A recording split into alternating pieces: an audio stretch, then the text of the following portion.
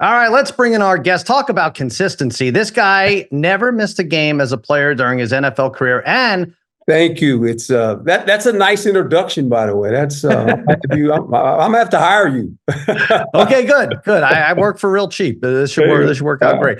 I know a lot about you already, but last night I scoured your resume and I noticed you coached the Jets to the playoffs 3 times, winning twice. And to me, that's the real miracle of the Meadowlands. I think that's enough to give you a strong case for the Hall of Fame. What do you think? No, I always told myself this. I told my parents, I promise you, I'll never go be in the Hall of Shame. Yeah, I mean, look at all those balls behind you. I'd love to ask you about each one of them, but another coach, big win for Jared Mayo, right? Upset of the week against the Bengals. It's only 1 week, but he seemed to bring some of the do your job the Patriot way identity back to New England. Could this be a sign for brighter days? Well, a couple things here. It's not so much what New England did. It's the inability of the Cincinnati Bengals in the last 6 years to get off to a fast start. Yeah. And that's all they talked about this offseason. They were 1-5 in openers. They lose again opening day. Now, the good part, they're in a division that's a really good division. The only team that won was the Pittsburgh Steelers, and they kicked 6 field goals. Yeah. Yeah, no kidding. Now, so the flip side of Jared Mayo, who got like a Gatorade bath after week 1. I don't know how you feel about that. I thought it was good. That was exciting. Nice to see.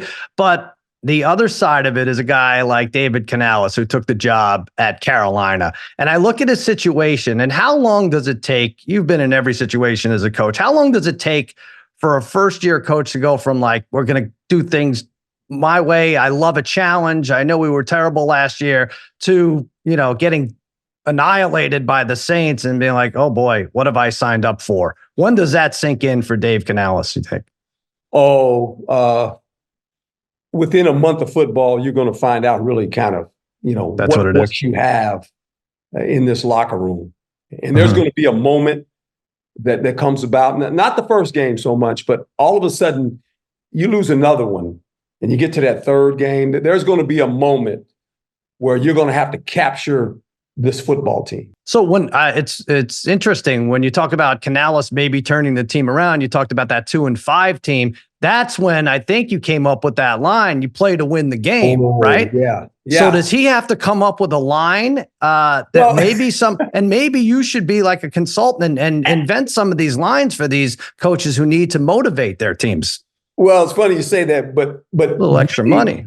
That situation, that statement I made, I said it one time. Yeah. And I've never said it again. And it wasn't like, a lot of people said, did you plan that? I said, no, I didn't plan it at all. I said, they were getting to the point to where they were about to ask me this question. I could feel it. Is the team going to quit? Right? I mean, that was going to be the next question. I knew it. I dealt with the media. I could feel it. And this is when I said what I said, because, in life, when you sign on to do things, you don't get to quit. Mm-hmm. That ain't part of the deal. You got to finish it out, right? So I'm standing there, and then I say what I say. It's a Tuesday. No players are in the building. I go back to work. Coaches are back to work. We're watching tape. We're trying to figure out what we're going to do, And so then that night I go home around 12 o'clock, and my wife opens the door. She said, "What have you done?" I said, "What are you talking about, honey?" She said, "Every 30 minutes, they're showing this." And I look at her, I said, "Oh, that?" She said, "Yeah." And I said, "Was it good?" She said, "Oh, it was really good." And so we start laughing. So the next day, we come to practice, and the players, they're sitting in the meeting room, and I come up and I'm getting ready to address them about what we're about to do. Chad Pennington stands up. He said, "Coach, we heard what you said." And I looked at him and I looked at the team and I said, "Are we good, guys?" And they said, "Coach, we're good. We won the division. You got to earn people's trust.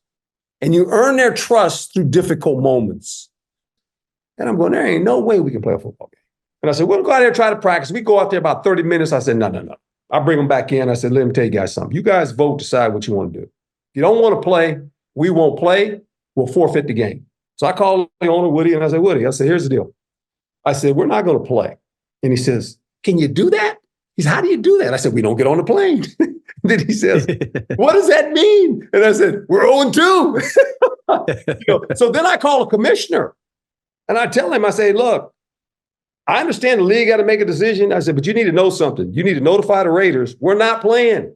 We're not going to get on the plane. We're going to forfeit the game if you guys decide to play. That moment in time, I earned all those players' trust.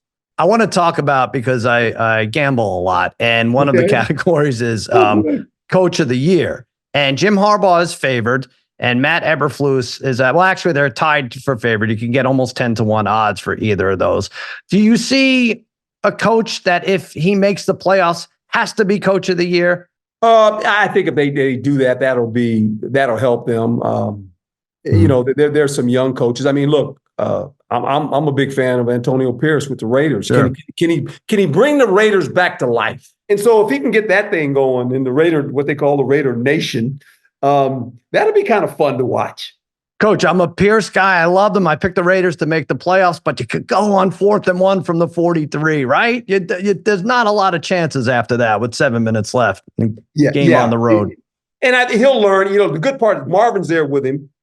So Marvin's there kind of helping him with that too. So I just think that, I wish, and look, the quarterback's okay, but I wish they had a guy, because they've got enough talent, on that team on both sides of the football, where they could, that's a tough division, as we know. The Chargers the Chargers are better.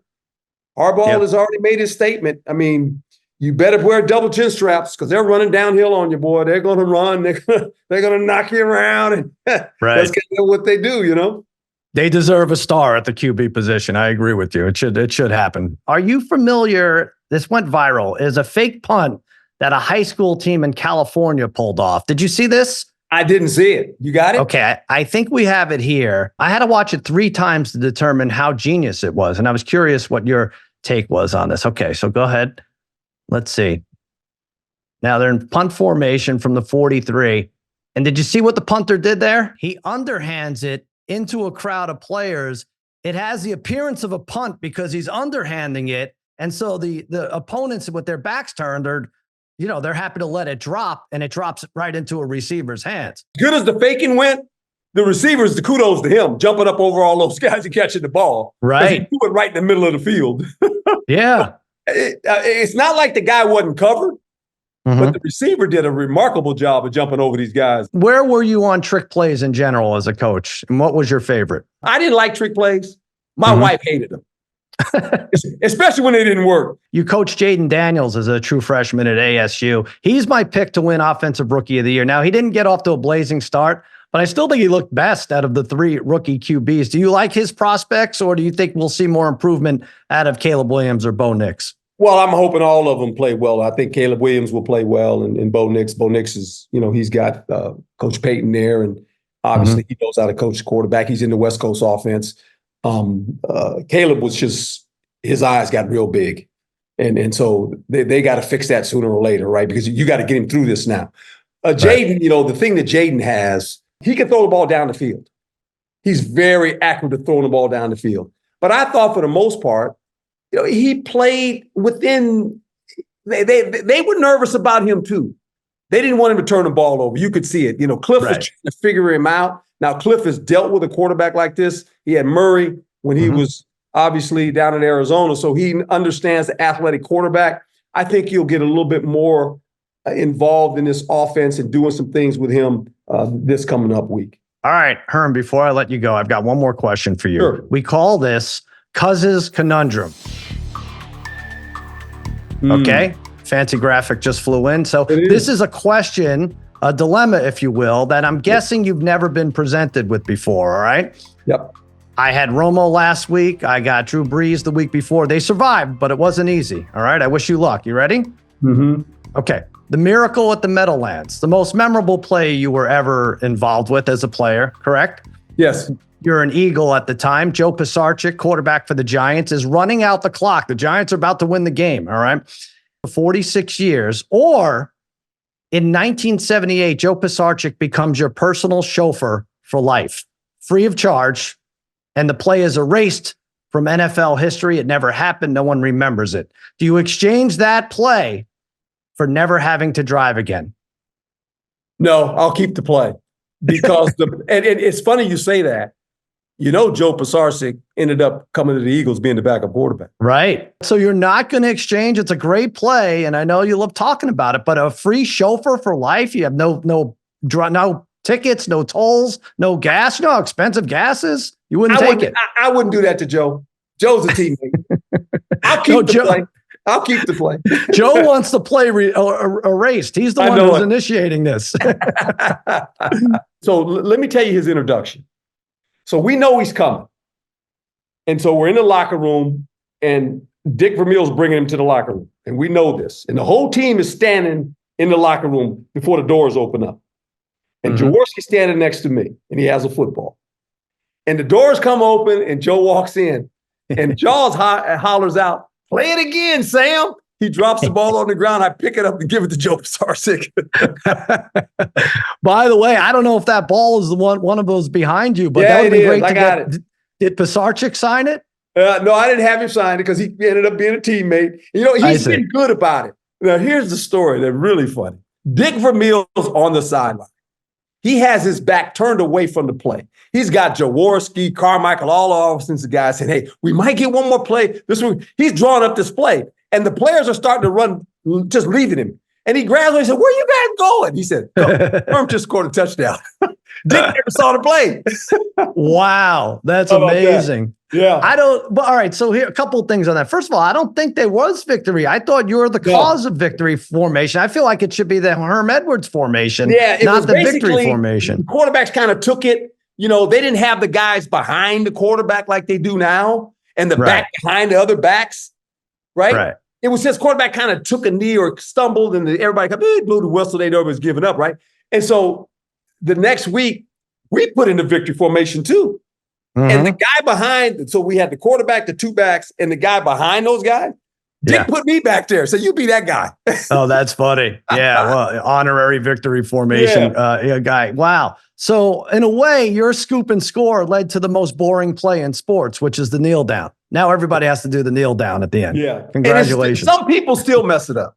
Right, exactly. Yeah. Like when I went to college football, you know, when I went to Arizona State, or even when I started coaching, and the first week, you know, you get into obviously killing the game, and I would show that play. And, you know, and a lot of young kids, you know, that play happened in 78, and, you know, I'm coaching now I'm coaching in the 90s, you know, and players see it and they go, you know, it's black and white. It's like, and they're all laughing. And I asked one of the rookies, I ask a rookie all the time, I go, "Who is that?" And they go, "Oh, coach, that was the Eagle game." I said, "But no, who's the guy?" And they go, "Coach." I said, "Yeah, that's me." And they go, "No." I said, "Yeah, that's me. That's me picking up that ball." And I said, "One thing we're going to do right around here, boys, is we're going to get this victory formation thing figured out." Good. I'm glad you did, because in college I don't want to say they rarely do victory formation, but they're handing off when they don't need to a lot of times. We did it at Arizona State. They got the same thing. They saw the tape. They said, "Coach, that's you." Wisdom. Catch Herm Edwards on ESPN. He's a top NFL college analyst. Thanks for being here, Herm. Thank you, my friend.